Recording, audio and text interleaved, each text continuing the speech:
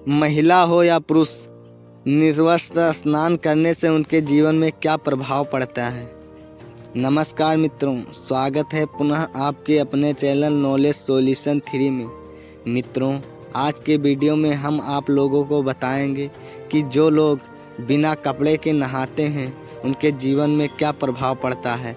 श्री कृष्ण कहते हैं कि बिना वस्त्र के नहीं नहाना चाहिए। तो चलिए मित्रों, आपका समय न बर्बाद करते हुए सीधे कहानी पर ही चलते हैं।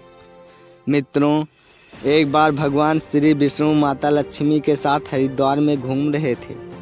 माता लक्ष्मी ने देखा कि सारे मनुष्य गंगा में नहा नहा कर हर हर गंगे कहते जा रहे हैं, परंतु सभी लोग दुखी और परेशान हैं। तब माता लक्ष्मी ने बहुत ही आश्चर्य से भगवान विष्णु से पूछा, स्वामी, गंगा में इतनी बार स्नान करने पर भी इनके पाप और दुख का नाश क्यों नहीं हुआ? गंगा में क्या अब सत्यता नहीं रही? भगवान विष्णु बोले, गंगा में तो वही समर्थ है, परंतु इन लोगों ने पाप नाशक गंगा में स्नान ही नहीं किया, फिर उन्हें लाभ कैसे मिलेगा? माता लक्ष्मी जी ने आश्चर्य से कहा कि स्नान कैसे नहीं किया? सभी तो हमारे सामने नहा नहा कर जा रहे हैं। अभी तो इनके कपड़े भी नहीं सूखे हैं, इनका शरीर भी नहीं सूखा। भगवान विष्णु ने कहा, यह लोग तो केवल जल में डुबकी लगाकर ही आ रहे हैं। तुम्हें मैं इसका रहस्य कल समझाऊंगा। दूसरे दिन बहुत ही जोर से बारिश होने लगी। रास्ते में एक बड़ा सा गड्ढा था, चारों ओर कीचड़ भरा हुआ था। भगवान विष्णु ने लीला रची, स्वयं को बूढ़े आदमी का रूप धारण करके उस गड्ढे में जा गिरे। लक्ष्मी जी को उन्होंने समझाकर पास में बैठा दिया कि देखो, तुम लोगों को सुना सुना कर यूं ही पुकारती रहो कि मेरे बूढ़े पति अचानक से गड्ढे में गिर पड़े हैं। कोई पूर्ण आत्मा इनको बाहर निकाल कर इनके प्राण बचाए और हम असहाय दंपति की सहायता करें। और भगवान विष्णु ने यह भी समझा दिया कि जब कोई व्यक्ति गड्ढे में से मुझे बाहर निकालने को तैयार हो, तब इतना और कह देना कि मेरे पति सार्था निष्पाप हो। इन्हें वही व्यक्ति छुएं जो खुद भी निष्पाप हो जाएं। यदि आप निष्पाप हैं तो इनके हाथ लगाएं, नहीं तो इनके साथ हाथ लगाते आप स्वयं भस्म हो जाएंगे। लक्ष्मी जी तथा अस्तु कहकर गड्ढे के किनारे बैठ गईं और आने जाने लोगों को सुना सुनाकर भगवान विष्णु की सिखाई हुई बातें कहने लगी। गंगा में नहा नहा कर लोगों के झुंड आ रहे हैं और सुंदर युवती को यहीं बैठी देखकर कुछ लोगों को मन में पाप आया और कुछ लोगों के धर्म का भय हुआ और कुछ लोग कानून से डरे। तो कुछ लोगों ने लक्ष्मी जी को यह भी कह दिया कि मरने दे इस बुढ़े को, क्यों इसके लिए रोती हो। और कुछ लोग दयालु और चरित्रवान पुरुषों ने उस युवती के पति को बाहर निकालना चाहा, परंतु लक्ष्मी जी के वचन सुनकर वे भी रुक गए। उन्होंने सोचा कि हम गंगा में नहाकर आए हैं तो क्या हुआ, पापी तो हैं ही, कहीं हम सहायता करते समय भस्म न हो जाए। उन्हें पास कई व्यक्ति आए, परंतु किसी का एहसान नहीं हुआ। सैकड़ों आए और सैकड़ों ने पूछा और चले गए। संध्या का समय हो चला। तब भगवान विष्णु ने माता लक्ष्मी से कहा, देखा, आया कोई सच्चे मन से गंगा में नहाने वाला। अब थोड़ी देर बाद एक नौजवान युवक हाथ में लोटा लिए हुए हर हर गंगे कहता हुआ चला आ रहा। लक्ष्मी जी ने उसी को वही बात कही और इस युवक का हृदय करुणा से भर आया और उसने भगवान विष्णु को बाहर निकालने की तैयारी की। लक्ष्मी जी ने उसे रोक कर कहा कि भाई, यदि तुम सार्था निष्पाप नहीं हो तो मेरे पति को छूते ही तुम भस्म हो जाओगे। उसने उस समय बिना किसी संकोच किए लक्ष्मी जी को कहा, माता, मेरे निष्पाप होने में तुम्हें संदेह क्यों हो रहा है? देखती नहीं मैं अभी गंगा नहा कर आया हूँ।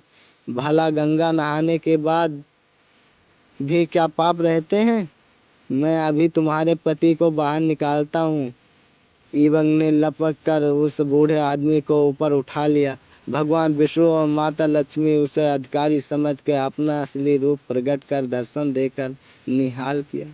भगवान विष्णु ने माता लक्ष्मी से कहा कि इतने सारे लोगों में केवल इसे एक आदमी के ही सारे गंगा स्नान किया है। इस दृष्टांत के अनुसार जो लोग बिना श्रद्धा और विश्वास के केवल धन के लिए गंगा स्नान करते हैं उन्हें वास्तविक फल प्राप्त नहीं होता। परंतु इसका मतलब यह नहीं है कि गंगा स्नान व्यर्थ जाता है। गंगा स्नान का बहुत पुण्य भी है। इसके बाद भगवान विष्णु ने माता लक्ष्मी से कहा, अब मैं आपको वो 12 बातें बताता हूँ। जो भी मनुष्य इन 12 बातों को नहाते समय ध्यान रखता है वह कभी भी दुखी नहीं रहता। मित्रों, आप कहानी सुन रहे होंगे तो पूरा सुनिएगा। ये 12 बातें बताने के बाद एक और बात बताऊंगा। जो औरतें कपड़े खोलकर नहाती हैं उनके लिए यह बात बहुत ही महत्वपूर्ण है।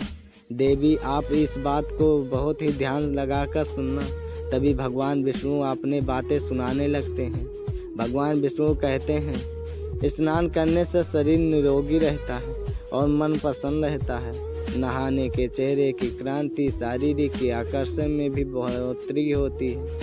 अगर इस नित्य कर्म के दौरान कुछ बातों का ध्यान रखा जाए तो आध्यात्मिकता से ज़्यादा लाभ पाया जा सकता है।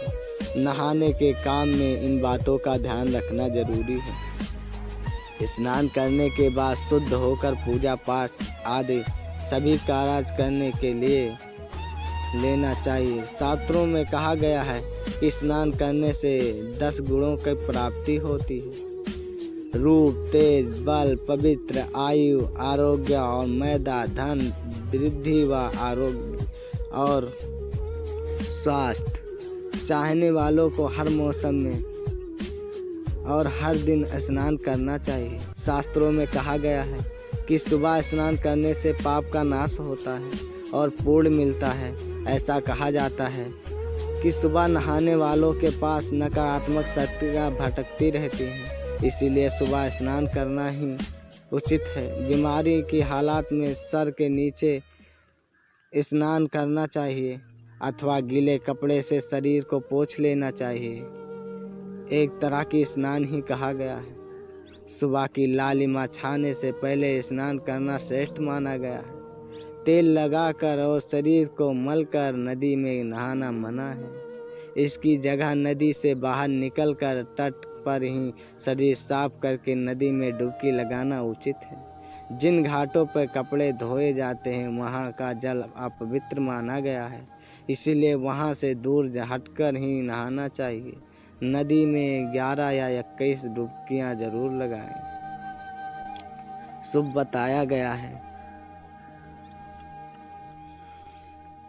पवित्र नदियों के कपड़े निचोड़ने में मनाही है। नदी में किसी भी तरह की गंदगी नहीं बहानी चाहिए। नल की तुलना में झरने का पानी, झरने के पानी से ज़्यादा नदी का पानी, नदी के पानी से ज़्यादा तीर्थ यात्रा का पानी और तीर्थ यात्रा के जल से कई गंगा जल अत्यधिक श्रेष्ठ माना गया है। गंगा माता का कथन है कि स्नान करते वक्त चाहे जहाँ भी मेरा स्मरण करेगा मैं वहाँ के जल में आ जाऊंगी। इसके बाद भगवान विष्णु ने कहा है, अब मैं आपको और औरतें के बारे में बताता हूँ जो औरतें कपड़े खोलकर स्नान करती हैं। हिंदू धर्म शास्त्रों में हर एक चीज़ के लिए कुछ नियम बनाए गए हैं। इन नियमों में से एक है स्नान को लेकर की गई बातें। ऐसा माना जाता है कि आम व्यक्ति को शास्त्रों के नियमों का पालन जरूर करना चाहिए, जिसमें उनके घर की सुख वृद्धि बनी रहती है और खुशहाली आती है और साथ में अपार धन बरसता है। माता लक्ष्मी प्रसन्न होती हैं। दरअसल हमारे शास्त्रों में ऐसी कई बातें लिखी गई हैं जिनका हम सदियों से पालन करते चले आ रहे हैं, लेकिन इसके कारणों के बारे में हमें अभी भी पूरी जानकारी नहीं है। ऐसे ही नियमों में से एक निर्वस्त्र स्नान करने। आपने अक्सर घरों में बड़ों को ऐसा कहते सुना होगा कि अभी भी बिना कपड़ों के यानी निर्वस्त्र स्नान नहीं करना चाहिए। अगर हम पौराणिक कथाओं की बात करें तो निर्वस्त्र स्नान की मनाही का एक सबसे बड़ा कारण भगवान श्री कृष्ण के समय से जुड़ा हुआ है। पौराणिक कथाओं के अनुसार एक बार जब गोपियों सरोवर में स्नान कर रही थी और निर्वस्त्र थी, उस समय बाल कृष्ण ने गोपियों के सभी वस्त्र छुपा लिए थे। उस समय जब भगवान श्री कृष्ण ने उनके वस्त्र छुपा लिए, तब गोपियां ने अपने वस्त्र वापस लेने की प्रार्थना की।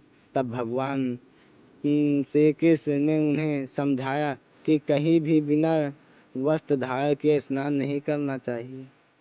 इससे जल देवता वरुण का अपमान होता है, इसलिए आपको निर्वस्त्र स्नान नहीं करना चाहिए। करते समय मनाही की जाती है कि अगर आप नहाते समय या सोचते हैं कि बंद कमरे में कोई आपको नहीं देख रहा है, ऐसा गलत है, क्योंकि ईश्वर आपको हर जगह पर देख रहा है।